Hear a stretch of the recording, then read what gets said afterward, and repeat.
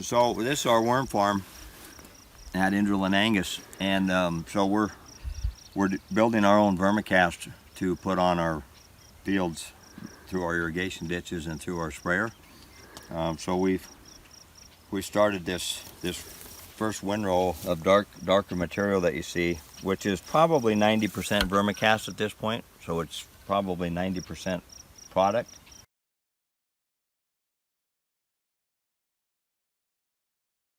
That would be ready to apply. And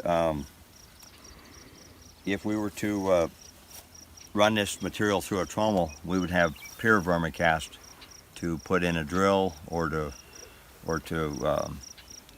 I guess potentially sell as a pure vermicast. Our application is going to be to put it in paint filter bags and put it in the water and just get the biology out of it in that way.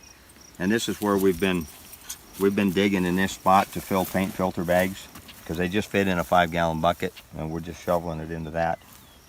I say we loosely. That's been John and Tyler doing that primarily. So we've got 20-some bags of it or something out of this little spot to get going with.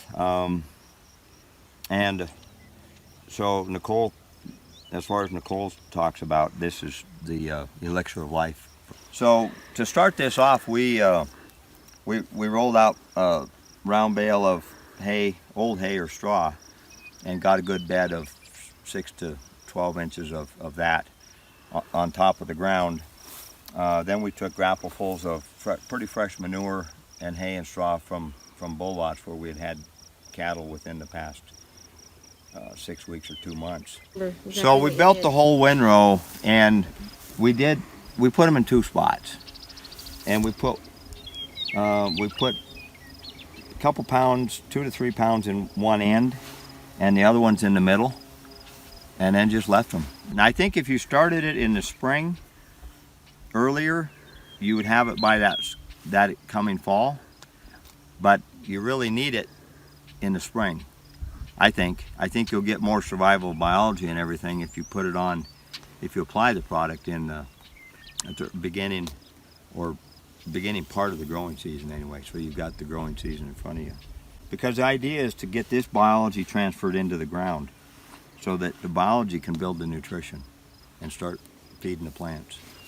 Fluffy stuff is really ideal. That's almost nothing but biology.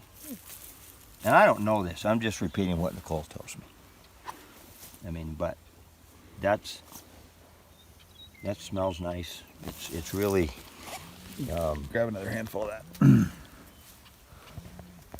It's really got a good smell, and it's all like granulated chocolate cake. So there's very few worms in here now, because most of the food source is gone, and there's not even many eggs. So most of the eggs have hatched out of here and they've moved to some other area.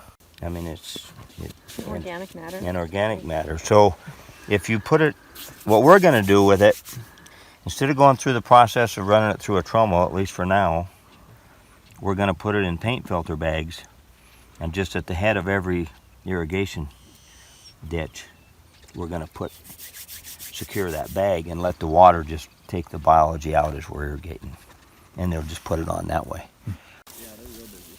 We'll see. We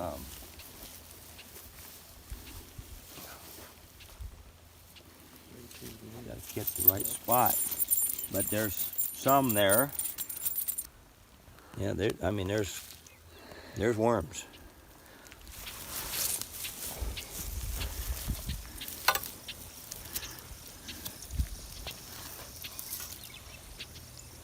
And they don't like sunlight, so they're trying to get back down in wanting there. to get there. Look at that! Look at how thick they are in there.